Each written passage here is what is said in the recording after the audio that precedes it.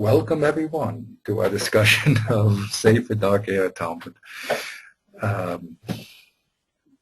This Sefer is a gem, as I'm sure you're seeing. Let's just get our minds back into a little overview here. What we did was we discussed,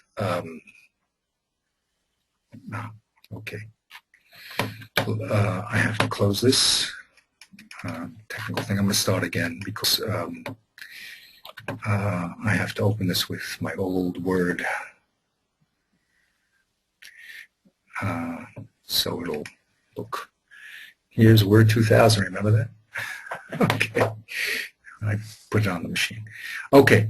Welcome everyone to a discussion of Darkei Talmud.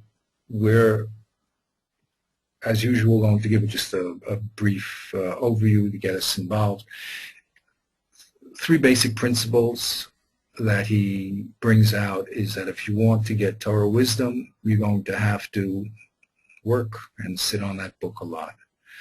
Okay, Yabra b'yeshiva means to go over a text many times, to really work at it, to get the understanding. And the third most important principle is after you put in all that work to really daven, that Kodesh Baruch Hu gives you that chachma, because it's not it's chachma elokis. It really comes from kisei hakavod, from Kodesh Baruch Hu himself, and it's a schus to get it.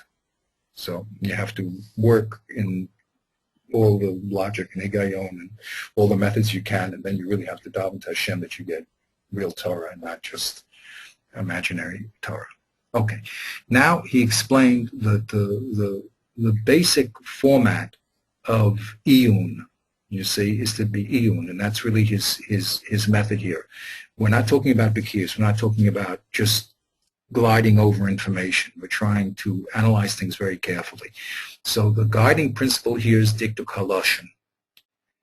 You have to be careful with all the language that's said. And the reason why I do this visual formatting is because when you read Rishonim, Kol Shekain the Gemara, Kol Shekain the Chumash, it's very easy to go very quickly and create general concepts, general ideas of what's going on, fuzzy concepts, and live with them.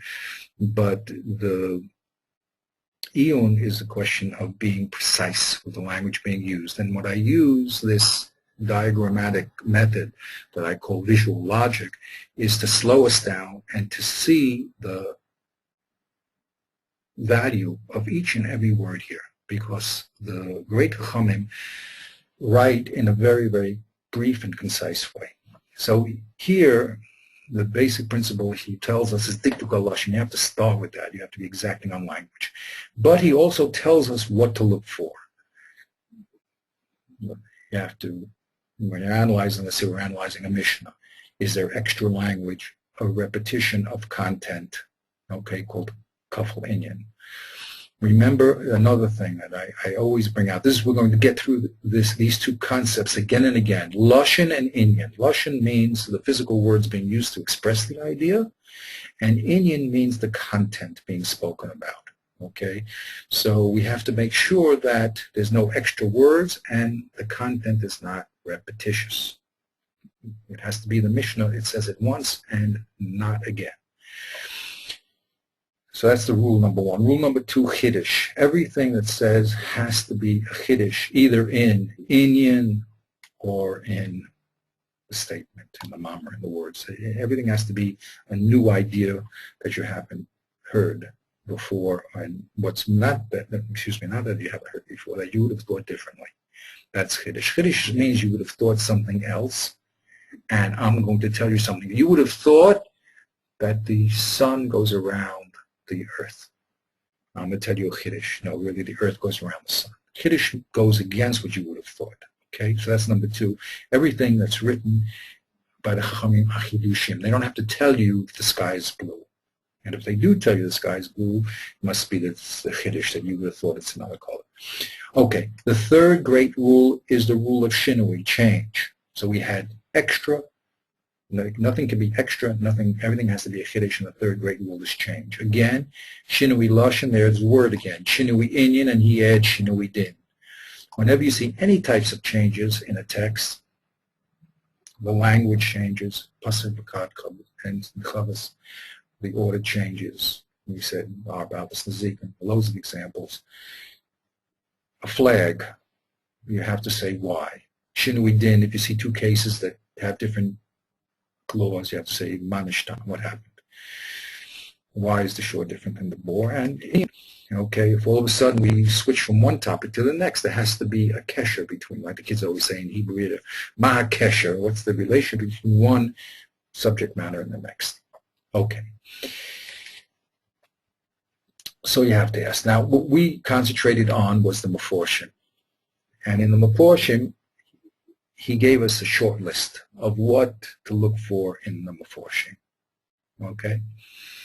And understand what they're doing, what's bothering Rashi, what are they doing? Okay? Well, they're just talking. No, they're not talking. They're being very precise in what they're saying. They're either metak and lashon, they're fixed, look at that. Hyperlink. They're fixing language. Okay, that means, like he said, shor bor means shor shell. Shor ish, it says in the Chumash, when a shor ish does damage. So Rashi says shor shell ish, fixing the grammar. Our Mishnah, in that we're always doing in Baba Kama says Geshe Hezek Chav Hamazik. Bothers the Gemara, says really should be Chayav. Explains it should be Chayav. Tana is Yerushalmi. Okay, so that's number one, Metak and Lashon. The second one is Mefarish Inyan, and he explains that there's two reasons why people have to Mefarish. Either because beginning people would not understand it because you need outside premises, or because the language itself is something that's strange. For instance, the word mav in the Mishnah, we said, is a strange language. It doesn't exist in common Hebrew. So it's what does it mean? Someone has to explain that to you. But the concept of a mamatzino, that's something that you have to know from another place. Okay, so a beginning person may need to be taught that. So that's Mefarish. He just explains because you need outside premises, you have to know some other Gemaras, or because the concept is strange.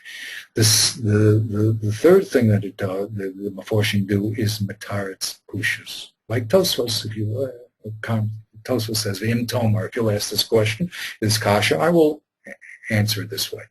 So that's the third thing that the Meforshim do, the Mataretz difficulties that you'll have. Third thing they do is Menias Fekos. They bring up questions. Okay?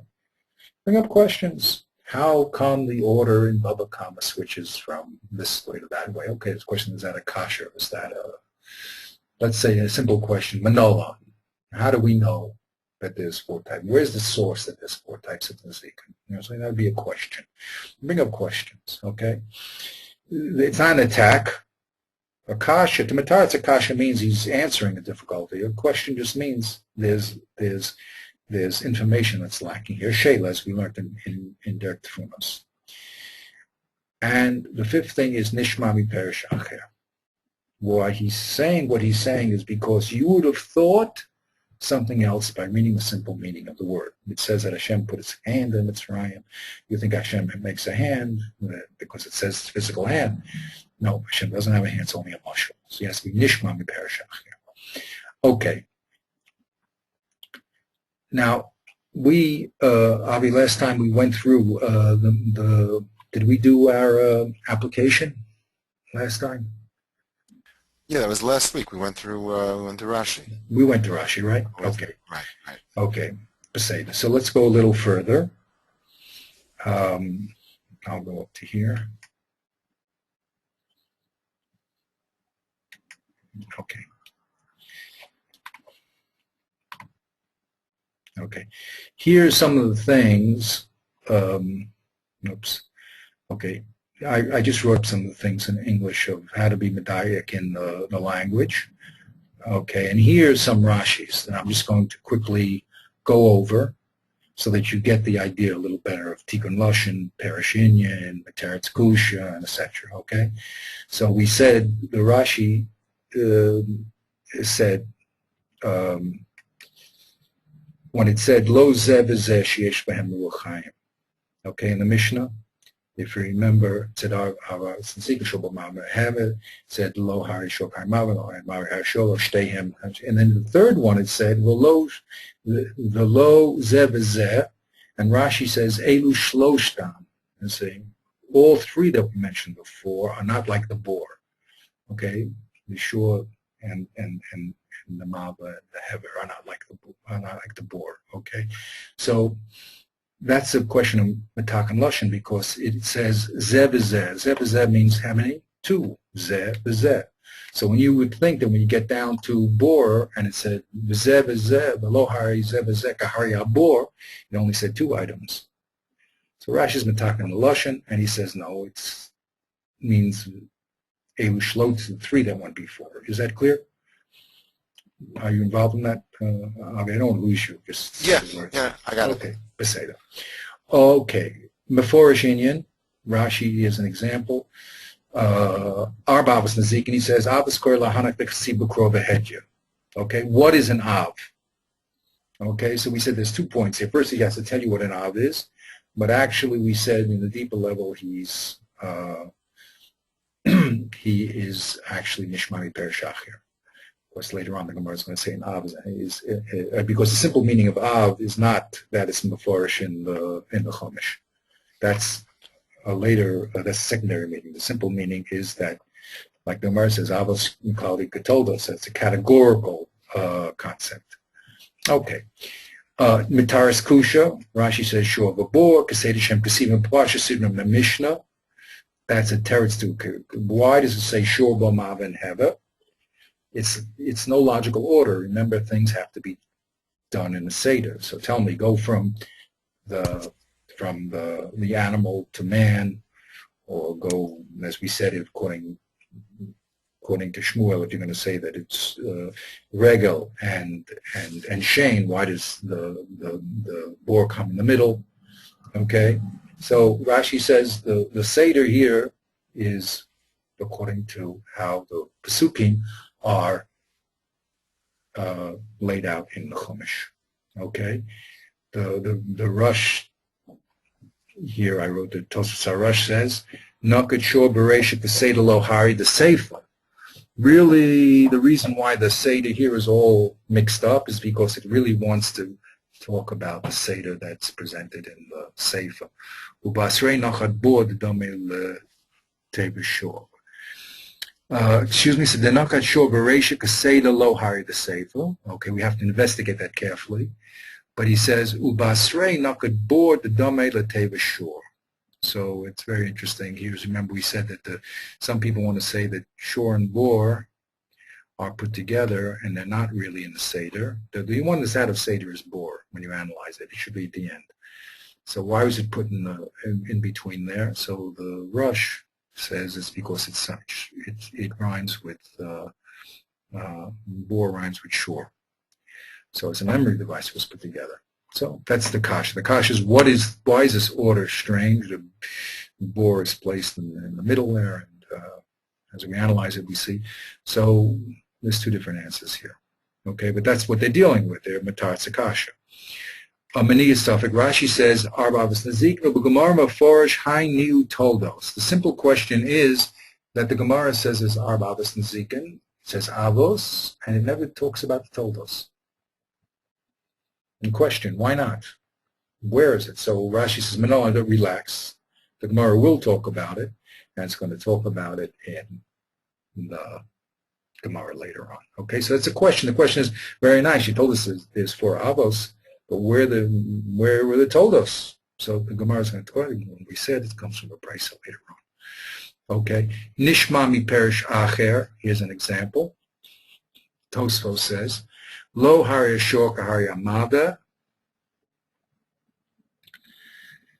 He says, perish ein kulaso shel shok kulaso shel mada. K'noforsh l'kamim Gemara. And he says, ve'ein perisho kashar makomo shebetalmud. This Lo Hari is not like the other places in the Talmud. Normally in the Talmud when it says Lo Hari Zeh Kahari Zeh, it wants to come to a tzad hashava. It eliminates factors and says it's a common quality that's causing the din. Here's a totally different explanation, says Tosfos. It means that if I had shor written, I would not learn mava. Now I'm not trying to eliminate chumras on each side and come to a tzad hashava. I'm trying to tell you that no, shor was written by itself, I wouldn't learn Baba. So that's a secondary, that's a chiddush in Lo Hare, and he's nishma from the parish, which is a common parish throughout. And he explains why they had to do it here at the end of the Tosfos. Okay? The other thing he said was check after in that short list is to check whether our girsa is the girsa of the mafarish that you're commenting on. So we noticed that Rashi says mava, he doesn't say v'hamav. Okay? The Mishnah says Arav Zazik and Ashur v'habor v'hamav. Rashi says mava. How come he doesn't have the hay there? Okay? Now, some of these diukim could be significant, some not. You have to at least recognize them, and then if there's nafkaminas, you have to try to determine them. Okay?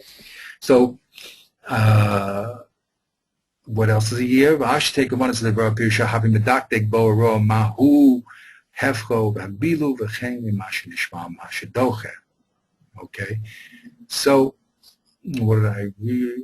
Oh, this was interesting. Okay, we have to say now that you said Rashi, right? For instance, he said lo v'zeh v'zeh sheish lam ruach chaim kahari abor she'ein bo ruach chaim, right? And Rashi said elu shloshtan. Okay.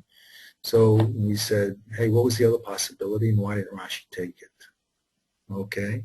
The hefko lo gimel ella beis shor v'mava.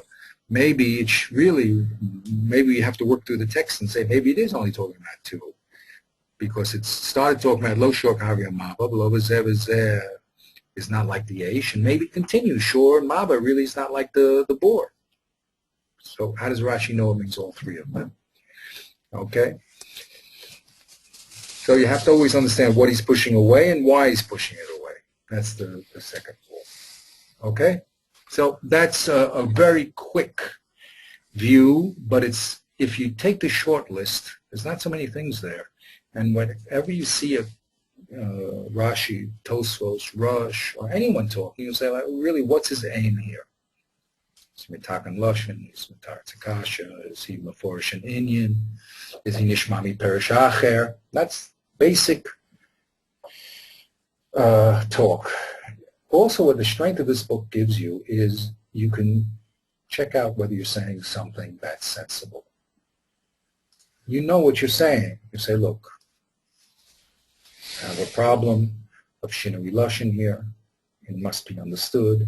Or I have a problem that the text seems to imply X. It's mashma from this X, but another Gemara comes against it. Or there's an internal contradiction in the text that starts off talking in this A, B, C, D. All of a sudden it goes D, A, D, A, D, C, E, whatever, different order. So you're very consciously aware of what you're doing. So you have both a toolkit to understand what other people are doing and also a toolkit to apply to the text itself. Okay. They're totally. I hope you can appreciate this is a different way of handling the text, okay, than we're learning in both the Tfunus and the Higayom. They're going to be talking about structural patterns of thought. But here we're going to be talking about the style of presentation. Okay, the Ramchal tells us you have to be careful about style because it doesn't spell it out. But here, the Darkei Gemara is going to tell us clearly what stylistic things to look out for. And that makes your learning much more clearer, much more conscious, and also makes your teaching much clearer too. Okay, so now here is that was our discussion of the Meforshim, okay? Where we just finished our short discussion. Remember, we jumped to the end of the book where he gives a more detailed discussion, but these few principles, something that we really should gather together. And anytime we're looking at Rashi, Tosfos, Rosh, or the Vilna Gaon, or the Chazon Ish, or anyone we're listening to, we have to ask ourselves, now what is this person trying to do? Is he trying to solve a problem, trying to clarify? What is he trying to do? Okay, now here's a very important little section. He says, the Derech HaYashar, hu, shitayen kol ma shetocha lahavini b'lamara v'achar kach tavo alav. He says, when you're dealing with Meforshim, the Derech HaYashar, the straight way is really to do all the iyum first in the text that you're dealing with, in the Gemara, to understand everything on your own, and then go to the commentary. V'roa gam roa imma shehavanta maskin imma shehu mefarshim lav. Then, after you've conceived what the text means in your own mind, you then go to the commentator, Rashi, Tosfos, whoever it is, and you say, hey, did he understand the text like I did? Now, this is a revolution for some people. There's a style of learning that says you read everything and then you understand what it says. The Darkei Gemara is presenting here a different attitude. He's saying, first handle the text yourself. What does it mean? What is it saying in the pashtus of the lashon? After you've conceived of what it means, then you go to the Mefarish, because he's got to add something to that. He can't just be repeating what the text says. There's no chiddush in doing that, especially the great chachamim that we have are never going to do things like that. So there must be something, saying something beyond the simple meaning of the text. So if you never get to the simple meaning, you'll never understand what they are adding. Okay? And so I always say, you get a kid in school, and now, nowadays, and everyone goes to school and they memorize that the earth goes around the sun. And that's it. They come home, they take the test, and that's it. That's given. But they never looked out the window and understood that for many, many centuries, that's not what appeared to be the reality. Okay? They just look at the maskana. And if you look at the reality, you'll say that the sun goes around the earth, not the earth around the sun. By investigating the Habanim, you can understand the Chiddush. Now you have to say to yourself, now why did they come to such Chiddush? Where did they come to that Chiddush? And through that, you understand, first of all, what the problem is and how it was solved. You have to then evaluate whether the solution was a correct solution, or there's other solutions also to the problem. Okay? And in the Gemara learning, it is so important. This is... I call it a revolution because people, I can't make a generalization, but a lot of people are not trained this way. I run into it many, many times. That's why I do this visual logic. When I give classes, I take the mission, I put it up there on the board, and I say, let's divide it up. What do you see?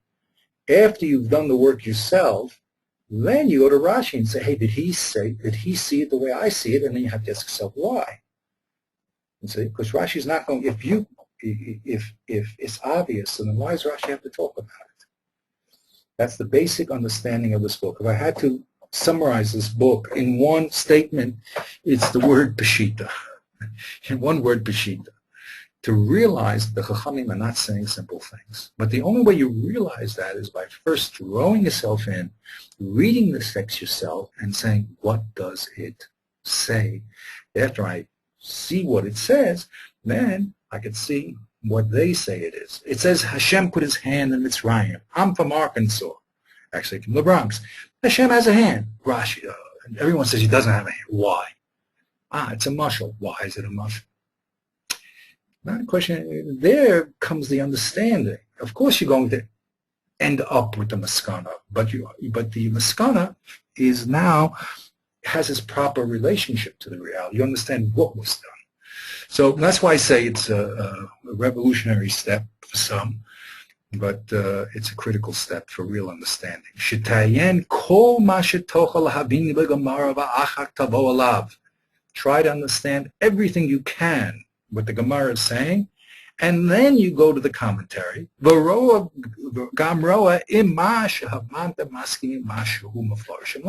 Does it make sense? And Rabbi Zimmer you say, is it sense or nonsense? Wait a minute. Is he saying what I'm saying? And if not, why? Now, after you understand what he's saying, then tichakor, investigate. Then you could say, wait a minute. I read the text. I read what he said. What is he now saying that I should not have said in the text? Umanishma. What is he trying to push away as a meaning or to avoid saying? And very, very important, ma hechrach purusho. What's the force? What's his proof that what he's saying is what it really means? Ki kol o chelo teda kavanas devarav. Before you understand his kavana, v'perishu hu rotze lekayim, eich teda mashu doche. If you don't understand in the second step what he wants to say, so how are you going to know what he pushes away? Always look at the Gemara and the Kasav. Oh, people forget this all the time. They learn Gemara, they never look at the Pesukim and the Chumash. I have a classical piece of Gemara that I do, of this Nazikin, of this Baba Kama. We start in the Chumash and we investigate, what does the Chumash say? So you have to do first the Gemara, the Kasav by itself, then do the commentary by itself, to look very carefully at the commentary. After you understand him and his chiddush and why he said it, then you have to check out his whole shita. Is it consistent throughout his understanding of different parts of the Gemara? Very important step. After you understand what you thought, what he thought, what's the hechrach, and what's the reason why you should change, then put what he says back into the Gemara itself. When you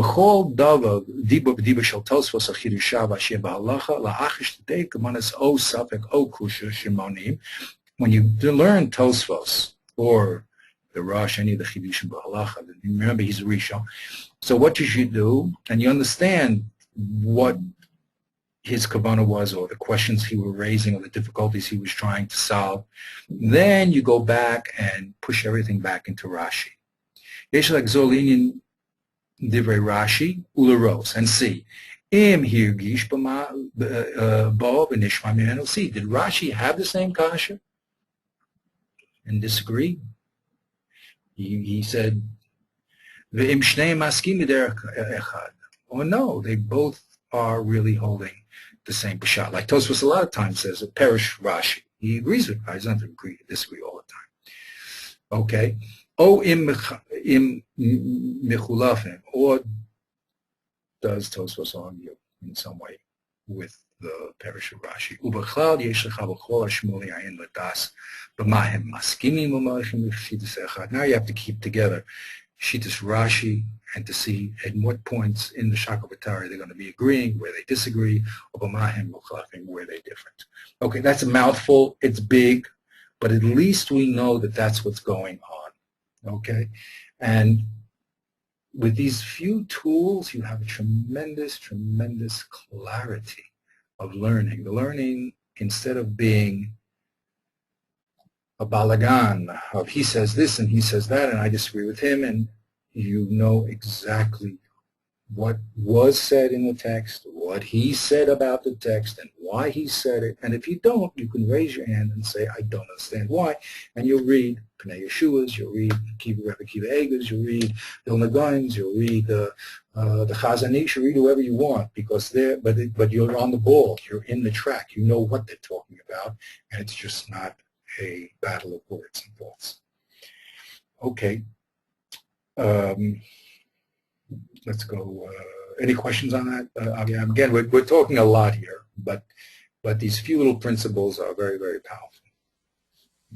Very. I mean, just one thing that I was thinking about is that he's saying to look at the Gemara first, and he used the word b'chol nasha tuchal. I guess that's because since one of the 6 things that Rashi does is to tell you an explanation of things that you didn't know what they meant for the beginner. So those things you're not going to know unless you look in Rashi. So if there's a new idea or concept or something, that's interesting in Rashi to tell you what the word means or what it's all about. Without looking at Rashi, you're not going to know what it means. Yeah, but That's the what I'm saying. the Kiddush here is stumble, fall down. Say, I don't know what Mava means. Right. Then when Rashi explains, you understand, oh, you know why Rashi explained it? Because you shouldn't know what Mava meant. You know what I mean? The word arba, Rashi's not going to comment on, right? So there's a sensitivity to the text that you have to have and say, wait a minute, what is Mava? Now, is that not knowing Mava, is that not knowing arba? Is it the same thing? Is it just because I'm a beginner and really I don't know Hebrew? Or is it because it's a difficult word to understand? Okay, and that's why Rashi's talking about it. So it's very, very clear, because if Mava is a difficult word, you're going to find out that it's so difficult that Rav and Shmuel are going to fight about it. You know, you'll be set up. This is the Rafael Zucker. Yes, hi, Rafael. Thank you very much. I've been listening for the last 2 hours. I just want to say the Gemara itself explains Mava later on and goes through it. So is he saying you should wait until you get to the Gemara later? How would you even know that the Gemara talks about it later? Okay, there's a certain base that I brought that in as outside information. Okay, when you first read the text, there's a certain base level of let's say of Hebrew you should have. Like I said, everybody knows arba, but the word mava it's unusual. So now you have to check out: is it unusual just because I didn't learn the vocabulary word, or there's really a problem? Rashi says. Mafarish, I don't have a Rashi with me here. He says Mafarish Magar there. He says clearly. Okay, so the reason why it's Mafarish Magar because it's a difficult word, and I just added later on when you look over there in Rav and Shmuel, you'll see the Gemara is not very. It's having a hard time with the word. Okay, so I hope I answered your question. The answer is you can't. You have to look at it first. That's the beauty of this method. Look at it first, and then you get a sensitivity to whether this word is universally difficult or just because you're ignorant. But that's low-level stuff, okay?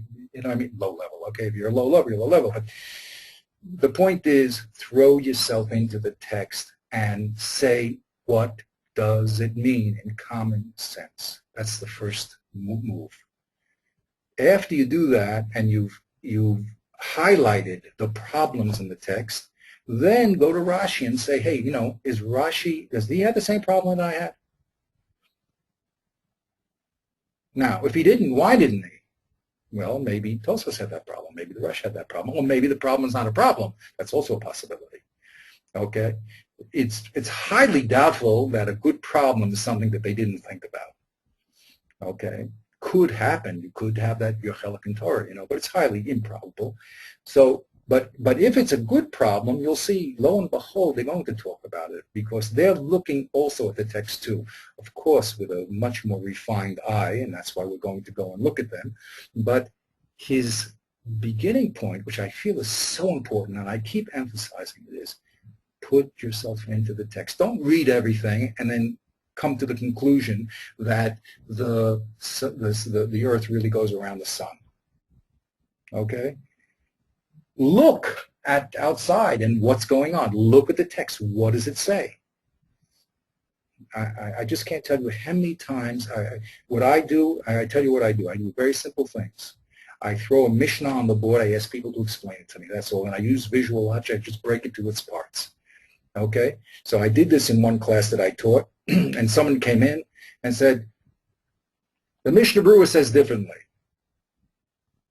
That's not the Peshat in the Mishnah Berurah. I said, the Mishnah Berurah, I want to get to the Mishnah Berurah, but before I can understand the Mishnah Berurah, I want to see what it says. Then I can understand why the Mishnah Berurah says what he says. I'm also going to get there. I'm not going to not get there. You think I'm just saying with the Avamina that Hashem has a hand. I'm also going to move to the Maskana. But I want to know how they got from the simple text, and I just cannot emphasize how important this is. This puts a person in learning. It makes learning exciting. It makes you see the problems. It makes you sensitive to the problems. It helps you develop a das Torah to answer problems. And it makes learning a joy and not just a question of memorizing the Manhattan telephone book. And learning really is a joy. Okay, but this is what has to be done. Okay, we'll stop at this point. Okay, we spoke a lot today, a lot of abstract learning and a lot of good Dr. Gemara. But these are basic things. I really am of the opinion that people should be taught these 4 books. That's Derek Tfunos, Sefer Gayon, Sefer Melitza, and Dr. Gemara. And I did not discover them. I got it from my Rebbe, got it from Reb Davis. But I see over and over again that conscious learning gives you joy and excitement and puts you in the basic as a participant and not just a observer. And that makes learning very, very exciting because, as I said, the learning is exciting. It's not just a question of memorizing the telephone book. It's really, really exciting, and they're talking about real issues, just that no one happens to be telling you what the tools are. And these great rabbis, unlike if I wrote a book on the tools, I wouldn't be able to write, maybe one line. But these great Rabbanim that we're talking about are experts. They're the Talmudic masters. So when they tell you these rules, it comes from a deep understanding of going through Shas and going through learning. And it's saying here's the result of our great learning. And just learn the tools and you'll consciously be knowing what we're doing. Here's the rule book, so you'll be able to play the game. Here's the manual, so you'll be able to run the computer. Isn't that nice? Yep. Fascinating. Thank you very much. All right. Okay. Everyone should have... Okay. Okay. Have a great week to everybody. We'll keep continuing. And you should have a bracha and tzlacha to understand Hashem's great Torah. Okay. Rav Chaim, if you're going to need help with the file, send me an email. Yeah. Okay. I'm going to try to do it myself and split it up. How do you split it up? Okay. Maybe I'll stop the recording. I'm using a tool called AVS Video Converter. Yeah. Does that split the file also, by the way? Well, what basically you do is you mark parts of it that you want to exclude from a conversion.